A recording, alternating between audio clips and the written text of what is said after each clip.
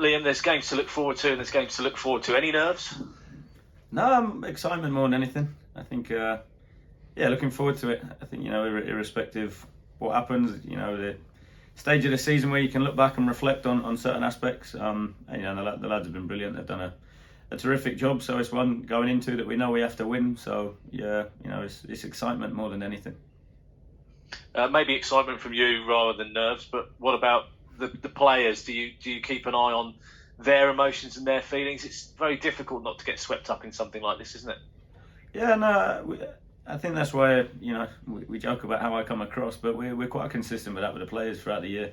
I think we speak a lot around emotion management, because I think not just football, but if you look at any performance industry, that being able to control, regulate, and keep your emotions where they need to be allows you to then perform. And I think there's a sweet spot for me on that, because you have to be emotionally invested, you have to care, you have to be excited, you have to be passionate, you have to carry them emotions, but not so that it overtakes your actual your rational thinking and your decision making. So the lads are in a really good spot. They've trained well this week, which they do most weeks, to be fair. So they're excited. They're in a good spot. They know it's on us. It's what we can control, and we'll see how we go.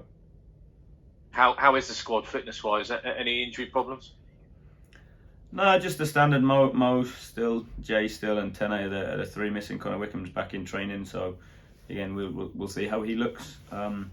In tomorrow's session. But yeah, no, everybody's back. Everybody's in a good spot. We've had a solid week training. Like I said, the intensity's been good, the focus has been good, and the quality's been good. So that's the challenge now at this stage of the season. Now continue taking it into games.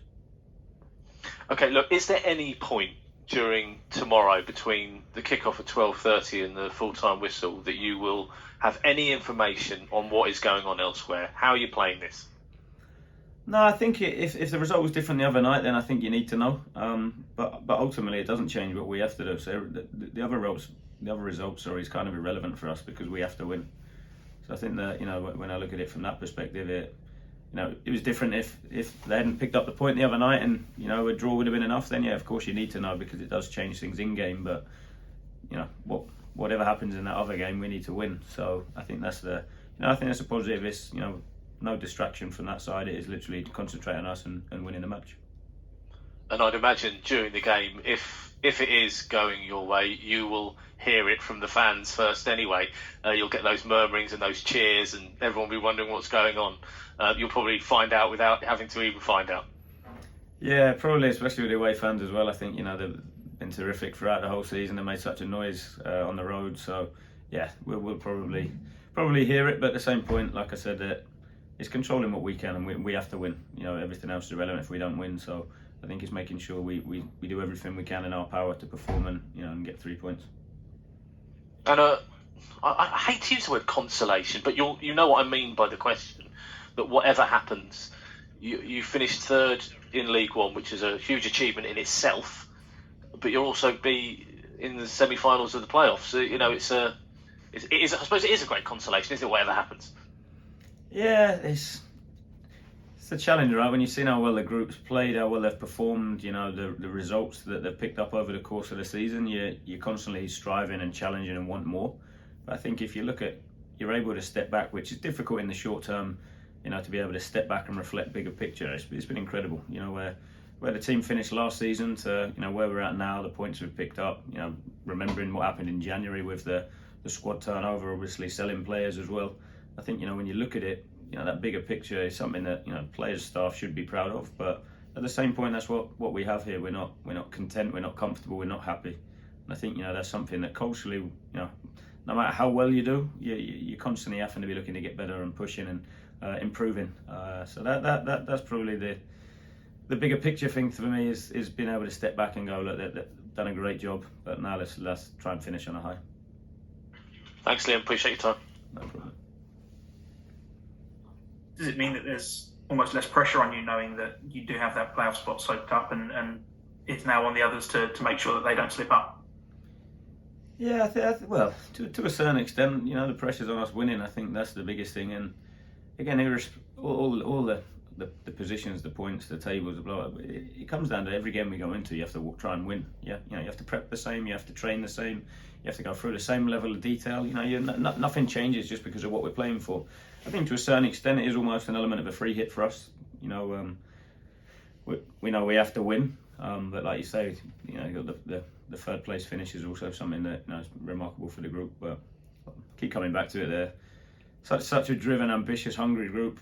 Players and staff. We've got some staff that are high level here as well. That all of us are constantly striving for more. So of course we'll reflect and be pleased with so many aspects, but we'll still want more and we'll still want to get better.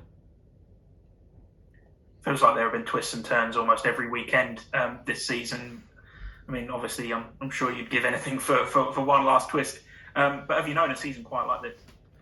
No, it's crazy when you look at what it's going to take in terms of points to get in the playoffs. It's unbelievable when you look at the Championship, you look at League Two, and the points return at the same stage is incredible. How many points it's taken to obviously make the playoffs. So even more reason when you look at the size of the clubs, the points return, how much of a challenge, how high that is this season. It kind of just compounds the positive aspect of what the players have done so far this season as well. So it's like I say, it's been a tough, long, enjoyable, challenging season with lots of positives to take out of it, but still so much to play for as well. When it comes to Plymouth, who are also fighting for something on the final day, does that make it better or worse for you knowing that you're coming up against a team that also has to go out there and try and get something?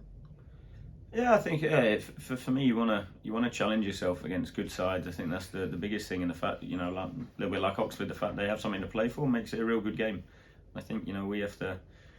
So it was a really good game when we played them here last time. It was a tough game. It's obviously, I think it was his first game, Stephen. So it was I thought a real tough side that we played against that day. They caused us a lot of problems with their press and how they set up. But again, it's a good one to go away and see how far we've progressed and come since then. So it's one I'm excited for. I'm looking forward to. I know they'll be well coached. They have a good culture there. You can see that, and it's a really good challenge for us to go there and impose ourselves and what we want to do on the game.